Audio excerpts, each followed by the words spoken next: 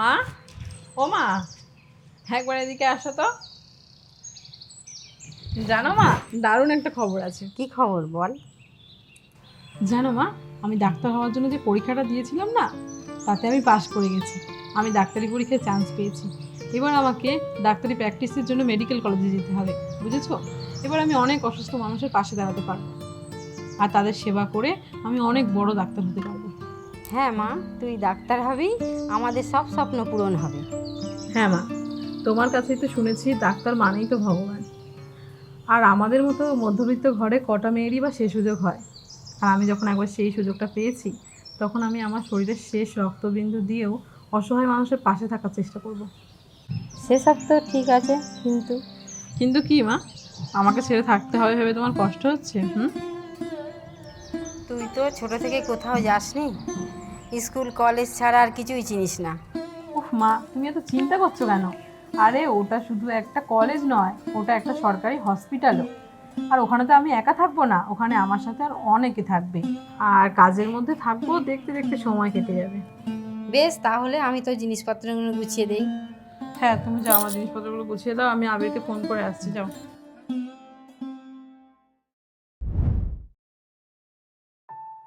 May I coming sir? ভিতরে আসবো? আরে বর্ষা যে, হ্যাঁ আসো আসো। তা কি খবর বলো? কাজকর্ম পড়াশোনা কেমন চলছে?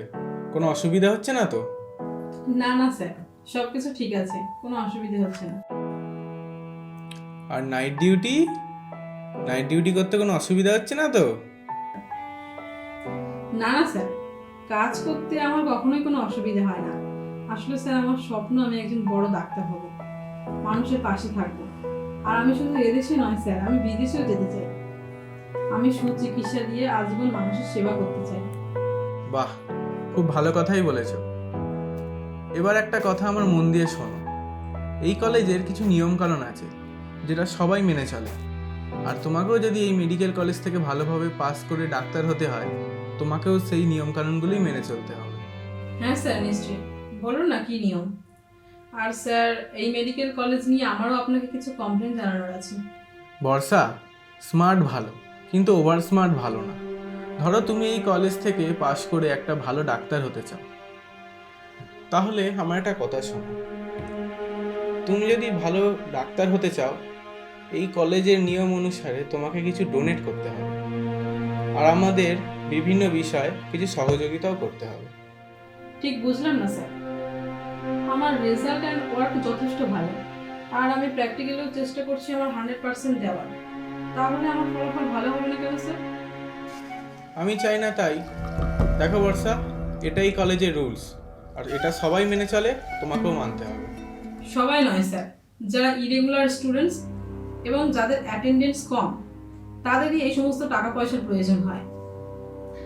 আচ্ছা, একটা কথা বলুন তো স্যার, একটা মেডিকেল স্টুডেন্ট কেন এতটা ইররেসপন্সিবল হবে, এবং কেনই বা কিছু টাকা পয়সার বিনিময়ে তাকে একজন ডাক্তার হতে হবে?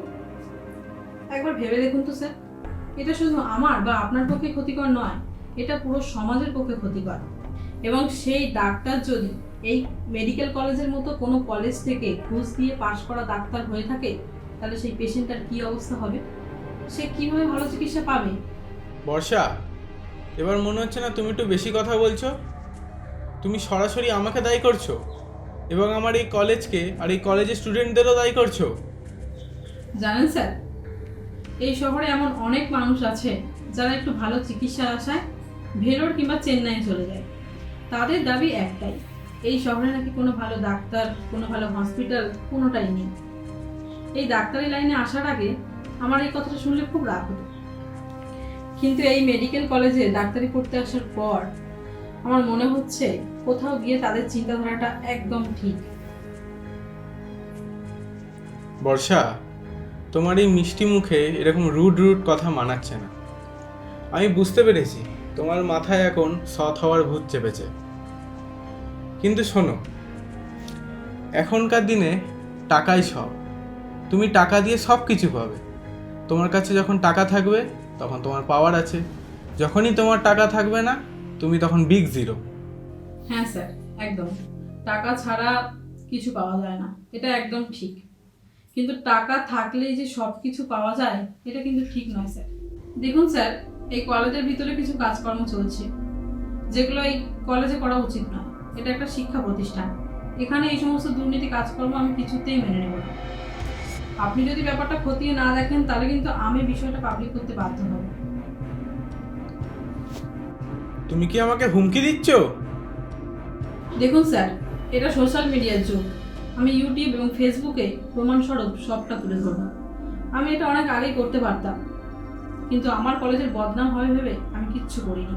এখন যদি আপনি কোনো স্টেপ না নেন তাহলে আমি স্টেপ নিতে বাধ্য হব। বর্ষা, সরি স্যার।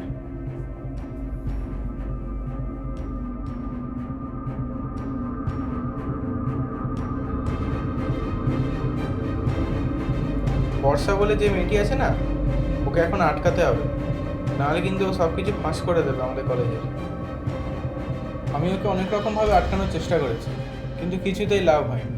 এবার কিন্তু একটা অন্য কিছু ভাবতে হবে।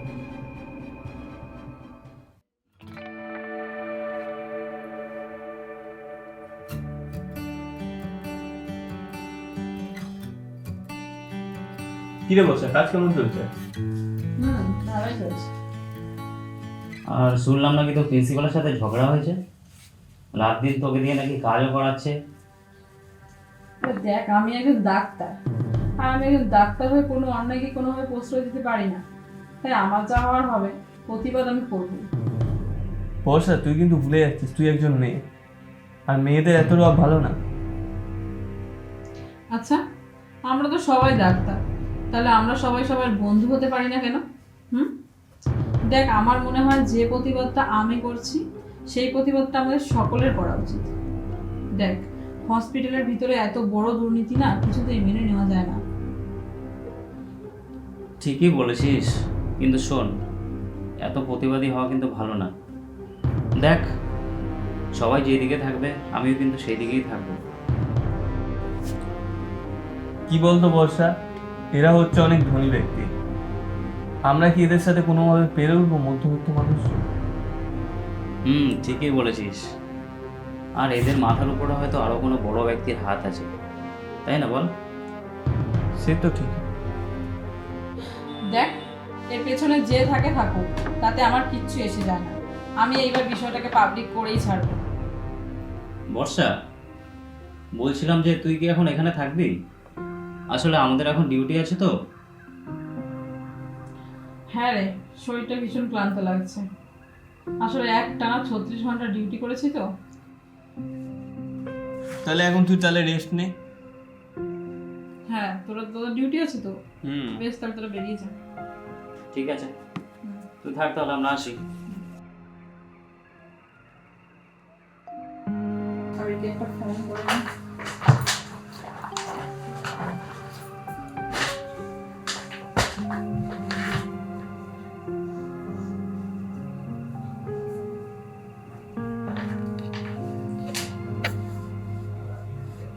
হ্যালো আবির,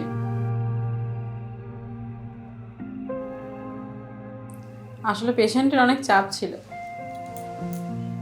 তাই জন্য তোমার টেক্সটেরও আনসার দিতে পারিনি আর কলটাও রিসিভ করতে পারিনি। ওকে, নো প্রবলেম। খাওয়া দাওয়া করেছো? হ্যাঁ, এই জাস্ট ডিনার করলাম। আচ্ছা, তুমি রেস্ট নাও, কাল ফোন করো কেমন? হ্যাঁ রে, শোনো না, তোমাকে আমার কিছু বলার আছে। ঠিক আছে বর্ষা, আজ আর কিছু বলতে হবে না।